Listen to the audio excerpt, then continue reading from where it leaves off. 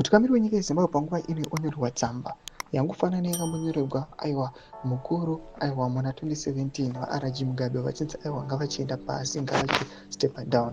Sana pana mashoko atinoona kuti aiwa another similar yangoda kuita seiyoyo youya panapa nevakomana vanobva kumakoni Central Constituency wakati 8 inobva subscribe or like on the bell kuti mai panapa mudanyora chiti good evening people of Zimbabwe Makoni Central Constituency white 8.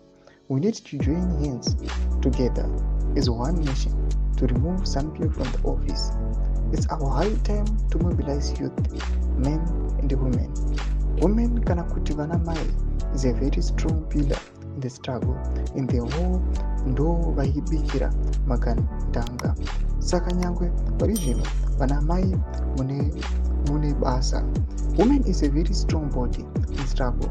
We need to strategize and to be strong and passionate. The ruling party is a syndrome, and we discovered that it will be cured. Mugabe ndiye ega akawa wokutanga nekuguma vapresident wenyika achibva kubato reZANU-PF. Pakafa akaenda nebato rake. Now we are fighting Lacoste regime. He took everything to his family. Mavet for ED, Maure for ED, Apostle for ED, ZNA for ED, police for ED. We need better education, better health facilities. Let us mobilize new voters. Let us educate our daughters and sons. Let's educate our friends and family. New is coming. Change is coming. Hashtag President Advocate Nelson Chamisa ku State House. Thomas Kwanomuda panapa vanhu vatona vachiindoxa aiwa Nelson Chamisa achiti ndiye mukomana utoda ku State House.